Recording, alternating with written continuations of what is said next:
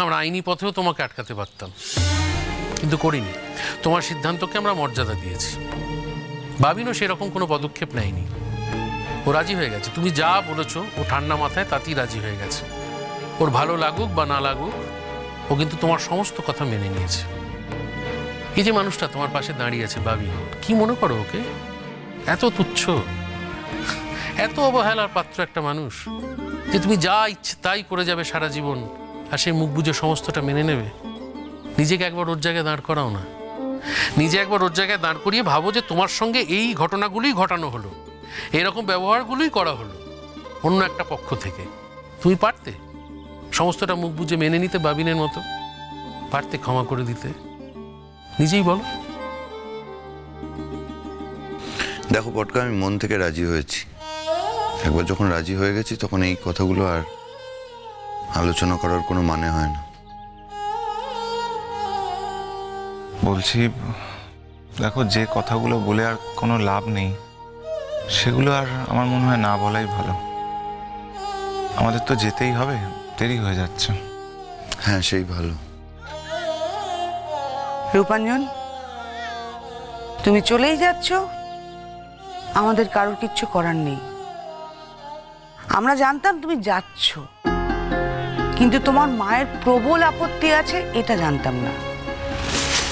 তাহলে কি যেতে দিতাম? দিতাম না। এত অপমান সহ্য করতাম না। তো ভবিষ্যতে তুমি কিন্তু পরিষ্কার করে মনে রাখবে আমি যা যা বলছি। ভবিষ্যতে কোনো কিছু করার আগে, কোনো বিশেষ সিদ্ধান্ত নেওয়ার আগে বাবা মার সাথে আলোচনা করবে, তারপরে অন্তত আমাদের পরিবারে নাক গলাবে। না হলে আমরা সরাসরি তোমার বাবা মার সাথে কথা বলবো, তাদের কিসে আপত্তি আছে কিসে আপত্তি নেই, তারপরে সেটা হতে দেব। পরিষ্কার? ওর মা বাবা কি সিরিয়াসলি রেগে গেছে নাকি? পর্দা, যেভাবে রূপাঞ্জনের মা কথা বলেছেন, কোনো কুটুম কেন কেউ কোনোদিন আমার সাথে এভাবে কথা বলেননি। মানে আমি অভ্যস্তই নেই, আমার অভ্যেস নেই। হ্যাঁ, গুনগুনের মা, তাকে আমার ধর্তব্যের মধ্যেই ফেলি না, ধরিই না, তার কথা বাদ দিন। কিন্তু রূপাঞ্জনের মা, এটা কি ধরনের আচরণ? হ্যাঁ, আমার মেয়ে যদি কোনো অন্যায় করতো, ও যদি কোনো গন্ডগোল করতো, নিশ্চয়ই আমি আমার মেয়েকে শাসন করতাম, যথেষ্ট শাস্তি দিতাম। কিন্তু রূপাঞ্জন, তোমার জন্য আমি যথেষ্ট অপমানিত বোধ করেছি। না না না না না, তোমাকে রাগ দেখিয়ে তোমাকে বলে তো কোনো লাভ নেই। আমি তোমাদের বাড়ি যাব, আমি আমার মেয়ের শ্বশুর বাড়ি যাব। হ্যাঁ, আমারও তাই মনে হয়, ওদের বাড়িতে যাওয়াই উচিত। না মানে ওদের দুজনের মধ্যে সত্যিই যদি কোনো গন্ডগোল হয়ে থাকে, তো আমরা তো গার্জেন, আমাদের তো উচিত গিয়ে সমস্যার সমাধান করা, তাই না? না না, তাহলে আর তোমরা দেরি করো না, তোমরা আজকালের মধ্যেই চলে যাও। ছোট কাকু, আমাকে যেতে হবে? তা অদ্ভুত একটা কথা বললে না, তুমি ছাড়া আমরা কোন কাজটা করি, করি কি? দেখো মেজো বৌদি, আমি বিশ্বাস করি না যে চিনি এমন কোনো কাজ করতে পারে যার জন্য ওকে আমায় শাসন করতে হবে, বা চিনি এমন কোনো কাজ করেছে যার জন্য বৌদি মানে রূপাঞ্জনের মা ওর উপরে রেগে গেছে, বিরক্ত হয়েছে। আমি বিশ্বাস করি না। বা আমি এটাও বিশ্বাস করি না যে রূপাঞ্জনের মতো একটা ছেলে এমন কোনো গর্হিত অপরাধ করেছে যার জন্য কি অশান্তিটা তৈরি হয়েছে। এই যে বাচ্চা কাচ্চার জন্য ডাক্তার দেখানোর ব্যাপারটা, সেটা যদি এতদিন ডিলেড হয়ে থাকে, তাহলে এই 5-6 দিন ডিলেড হলে এমন কিছু বিরাট ক্ষতি হবে বলে তো আমার মনে হচ্ছে না। না না, এর জন্য সমস্যাটা হয়নি। আমার ধারণা অন্য কোনো কারণে, অন্য কোনো ভুল বোঝাবুঝি হয়েছে। আমাকে যেতে হবে, আমি যাবো মেজো বৌদি, আমি যাবো, গিয়ে বৌদির সঙ্গে কথা বলবো, গিয়ে ব্যাপারটা বোঝার চেষ্টা করবো এক্স্যাক্টলি কি হয়েছে। আসলে কি বলো তো, বড় বৌদির শরীরটা ভালো নেই, তো আমার মন মেজাজ কিচ্ছু ভালো নেই, কিচ্ছু ভালো লাগছে না। বড় মা ঠিক ভালো হয়ে যাবে, দেখো আমি বড় মার জন্য প্রে করেছি। তুমি তো চলেই যাচ্ছ গুনগুন, অত দূর থেকে আর এরপর কি প্রে করবে বলো তো?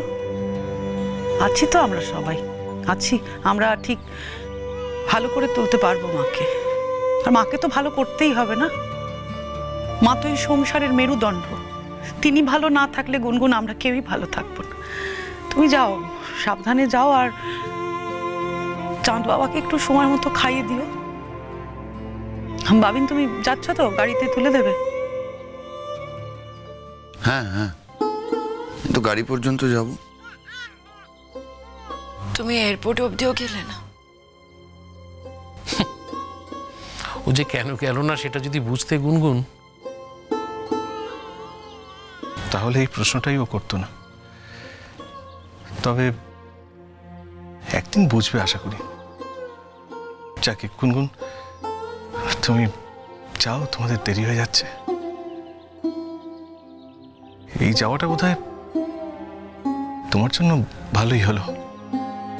কিন্তু একটা কথা মনে রেখো, পৃথিবীর একটা প্রান্তে কতগুলো মুখ তোমার ফেরার প্রতীক্ষায় দিন গুনছে। আমার চাঁদ বাবাটাকে ভালো রেখো। আমার চাঁদ বাবার যদি কোনো গন্ডগোল হয়, যদি সে কোনো সমস্যায় পড়ে, তাহলে কে কি করবে আমি জানি না। আমি কিন্তু তোমাকে ছাড়বো না। তার মানেটা খুব সোজা। যে বাচ্চাটার সবার মধ্যে বড় হওয়ার কথা ছিল, তাকে তুমি সবকিছু থেকে একেবারে ছিটকে ছিনিয়ে নিয়ে চলে যাচ্ছ তাকে একা রাখবে বলে। এই একা রাখাটা তো সেরকম ভালোভাবে করতে হবে না। একা রাখার তো একটা বিরাট দায়িত্ব। আমার চাঁদ বাবাকে যদি তুমি ভালো রাখতে না পারো, তাহলে আমাদের বাড়ির কেউই কিন্তু তোমাকে ছেড়ে কথা বলবে না, আর আমি তো নাই। যাকে তুমি এরপর যতদিন পরেই আমরা আমাদের চাঁদ বাবাকে দেখি না কেন, তাকে যেন তুমি সুস্থ রাখতে পারো। সে যেন সুস্থ থাকে, ভালো থাকে, আর তাকে তুমি ঠিকমতো মানুষ করো। কিন্তু আর কি বলবো, আমাদের বাবিনকে তুমি যে আঘাত দিয়ে গেলে, যে সন্তান শোক তাকে তুমি উপহার দিলে, সেটা বোধহয় আমাদের বাবিনের প্রাপ্য ছিল না।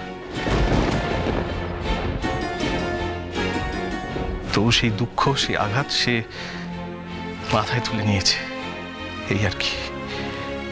এর চেয়ে বেশি আর তো কিছু বলার নেই। যাক, এবার তাহলে বেরিয়ে পড়ো করা। তাহলে এবার কি এসো গুনগুন, তাহলে আর কথা বাড়িয়ে লাভ নেই। তুমি তাহলে ওকে। এক জীবনে বারবার ভুল করো না গুনগুন। একটা সময় দেখবে তোমার এই ভুলগুলো চোখের সামনে জল জল করে জ্বলছে, তখন ঠিক করার আর কোনো রাস্তা নেই। যেগুলো পেয়েছো সেগুলো বয়ে যেতে দিও না গুনগুন। এই দুর্লভ পাওয়াগুলো মনের ভেতরে রেখো।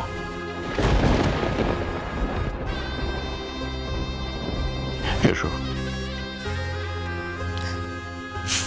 তোমরা সবাই মিলে আমাকে যাওয়ার সময় কিরকম কথা শোনালে, তাই না? কেউ তোমায় কথা শোনায়নি গুনগুন, শুধু কয়েকটা গভীর সত্যি কথার সামনাসামনি হতে হলো তোমায়, যেটা এখন তুমি বুঝবে না, বোঝার কথাও নয়। কিন্তু কথা তো কানে গেল। যখন ভাববে তখন দেখবে বোধহয় সবাই মিলে খানিকটা ঠিক কথাই বলেছে, খুব একটা ভুল বলেনি বোধহয়। যাই হোক, কথা বাড়িয়ে লাভ নেই। যাও, তোমার ফ্লাইট মিস হয়ে যাবে। চলো।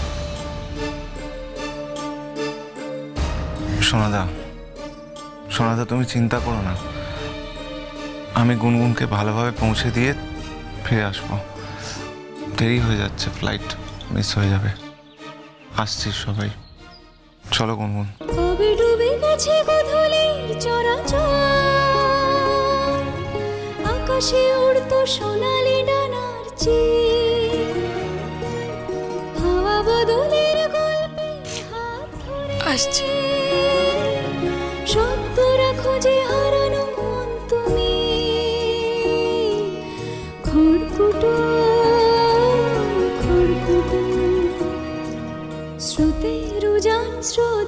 উড়িয়ান, স্রোতে ভাসে খড়কুটো, সময় নদীতে উথাল পাথাল, পুরো ঘুড়ি ছেঁড়া সুতো, শোনা হয়ে যায় পুরনো দুয়ার, ঘর বাড়ি চেনা মুখ, স্রোতের সন্ধ্যা, স্রোতের আজান, স্রোতের দুঃখ সুখ, খড়কুটো খড়কুটো, স্রোতে ভেসে যায়।